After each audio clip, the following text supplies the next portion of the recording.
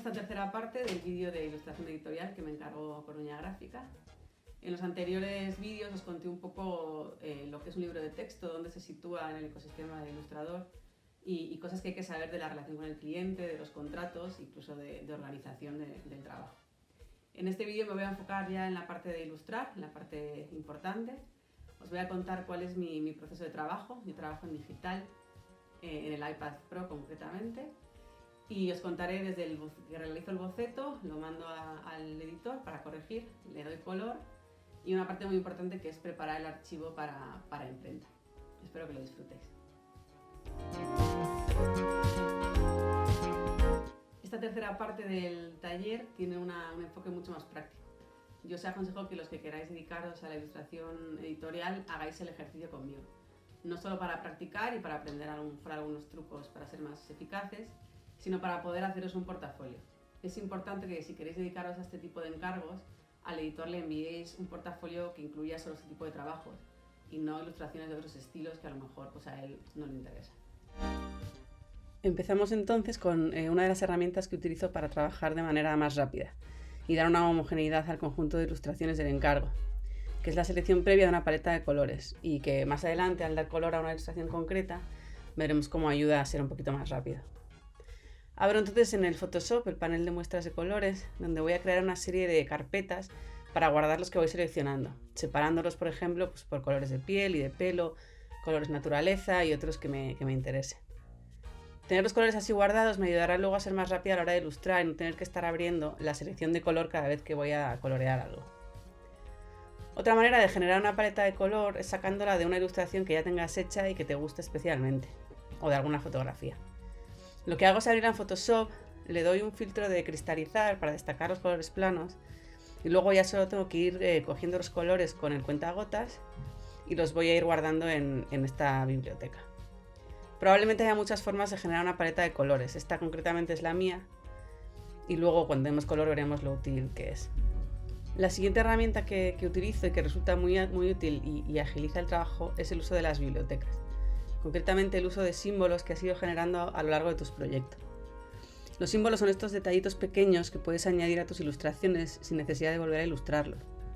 Evidentemente cuando se está empezando no hay muchos, pero poco a poco se va ampliando la biblioteca. Los símbolos se hacen de esta forma, simplemente se abre el panel de bibliotecas, seleccionamos la capa donde se encuentra la ilustración y añadimos el gráfico a la biblioteca. Podéis hacerlo con todo lo que hay en la capa o solo con un trozo seleccionando con la herramienta de selección. Es importante que los elementos estén sin fondo, claro, para cuando los peguemos en otra ilustración solo sea el trozo de la capa superior. Luego, en cualquier otro documento que generemos, podréis incrustar este detalle. Al arrastrarlo es importante que presionéis al mismo tiempo la tecla Opción. De esta manera desenlazáis vuestro símbolo del original. Si no, cualquier cambio que hagáis en el original se transmitirá a todos.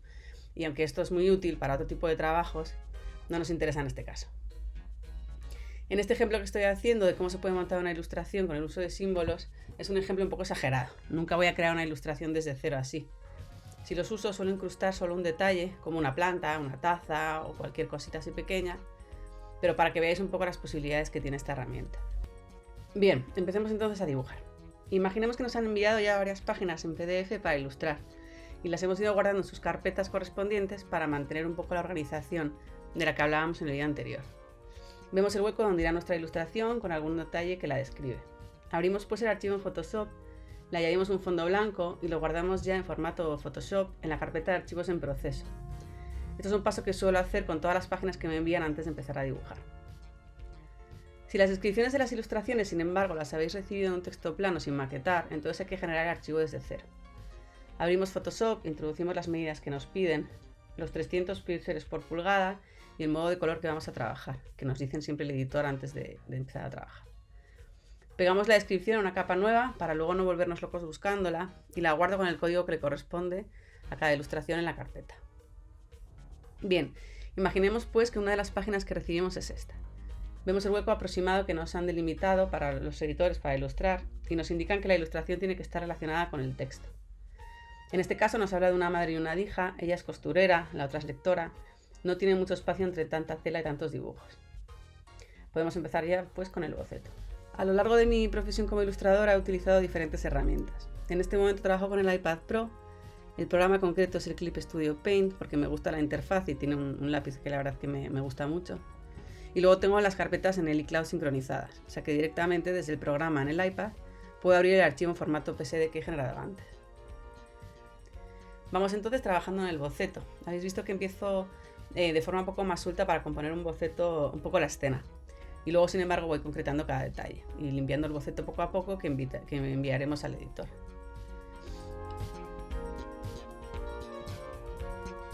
El lápiz que estoy utilizando para hacer este boceto, que es el que en realidad utilizo también para dar color, es el que os comentaba que me gusta, porque tiene mucha textura y transmite sensación así como de lápiz real, es muy blandito. Esta ilustración que estoy haciendo justo tiene un poco más de carga de detalles y el boceto requiere un poquito más de trabajo. Muchas veces algunas ilustraciones nos encargan cosas mucho más sencillas, que a lo mejor pues tienes que dibujar para un libro de matemáticas 3 manzanas o una mesa con una pila de libros. En ese caso me salto la fase de boceto porque en realidad es un poco una pérdida de tiempo. Es mucho más rápido trabajar directamente el color y enviar a corregir al editor el color final. Este sería entonces el boceto que se envía al editor para corregir en formato JPG y a 72 píxeles por pulgada para que no pese mucho si lo vamos a enviar por email. Una vez corregido el boceto podemos empezar con el color. Abrimos entonces de nuevo el archivo formato Photoshop donde trabajaste el boceto antes. Yo suelo ampliar en esa página el dibujo al doble tamaño, pues al final estamos trabajando en dimensiones muy pequeñas y para hacer los detalles tendría que usar pinceles solo de 1 píxel a lo mejor. Así que lo amplío en este punto y lo reduciré de nuevo cuando vaya a entregar. Ponemos entonces la capa del boceto en modo multiplicar y bajamos su opacidad para que podamos ver el dibujo muy clarito mientras damos color, pero que no nos moleste. Y aquí empiezo a usar la otra herramienta que os comentaba al principio, que es una herramienta lazo que va bloqueando el color que he seleccionado. Los programas normalmente tienen un lazo que puedes hacer selección de alguna zona, pero luego tendrías que aplicar el color con la herramienta cubo. Esta directamente hace la forma con el color que tengo seleccionado y me da mucha velocidad en la fase de aplicar el color plano a toda la ilustración.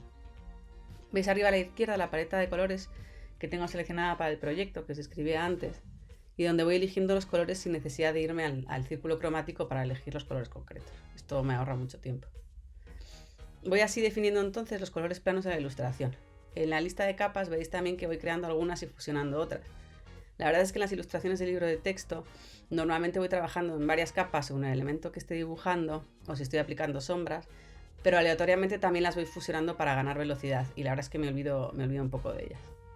En la ilustración de álbum ilustrado, sin embargo, las capas las tengo ordenadas, normalmente les pongo el nombre de lo que es cada cosa y tengo todos los elementos separados para que me permita hacer cambios más rápido. Una vez definido todo el color de la ilustración, empiezo con las sombras y los detalles.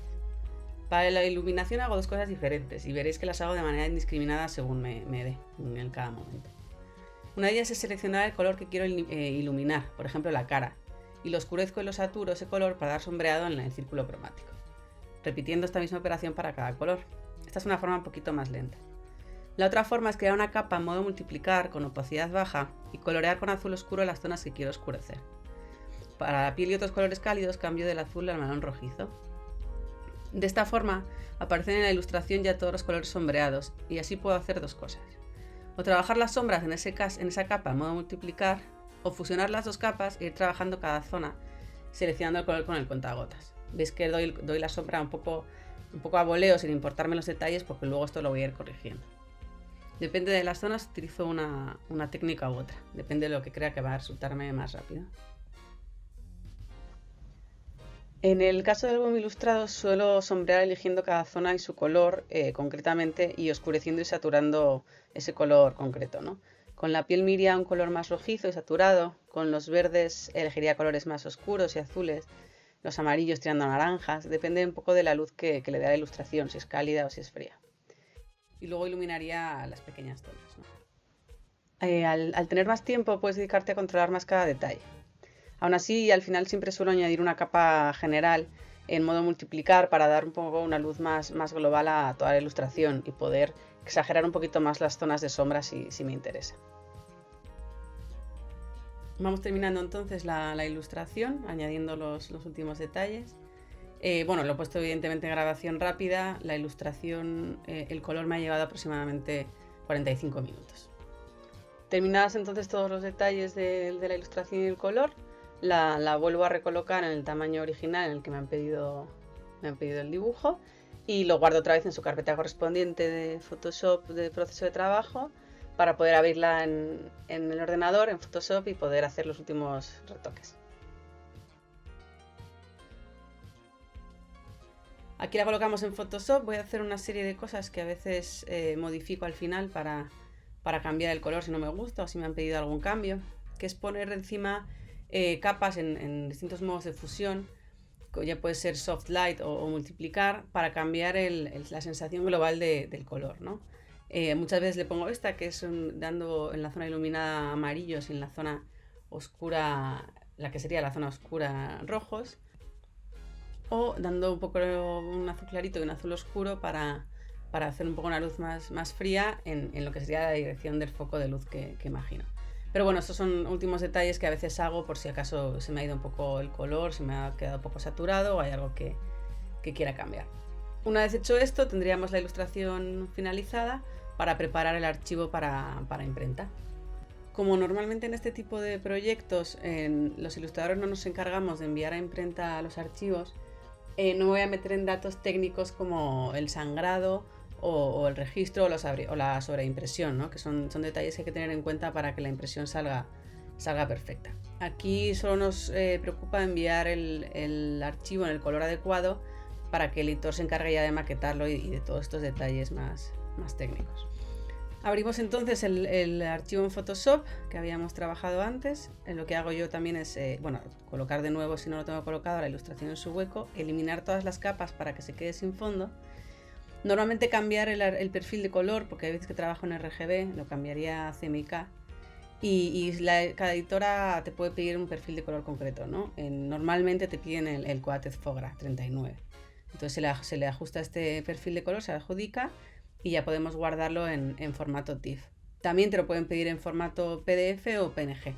Cualquiera de los formatos es válido porque puedes guardar las imágenes sin fondo.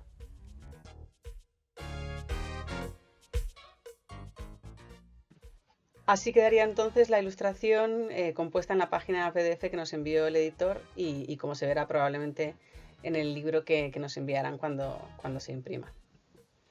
Si lo habéis hecho conmigo el ejercicio, me lo podéis enviar si queréis y lo podemos comentar con cualquier duda que os haya surgido. E incluso si queréis ampliar portafolio, podéis escribirme y os envío algún ejemplo para que podáis trabajar en ellos.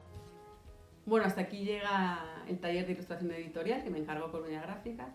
Espero que hayáis aprendido y lo hayáis disfrutado. La verdad es que cada ilustrador tiene sus propios procesos y sus técnicas y yo trabajo ahora de esta manera, pero la verdad es que durante todos los años he ido evolucionando y aprendiendo muchas cosas, ¿no? Es importante practicar. Quiero que sepáis que podéis escribirme si queréis, si tenéis alguna duda o queréis comentar alguna cosa. A mí me han ayudado siempre ilustradores y me siguen ayudando cada vez que tengo una duda y me gustaría poder hacer lo mismo por vosotros si lo necesitáis. Escribidme a Instagram o algún email y contestaré si puedo resolveros esa duda. Muchísimas gracias y nos vemos en las redes.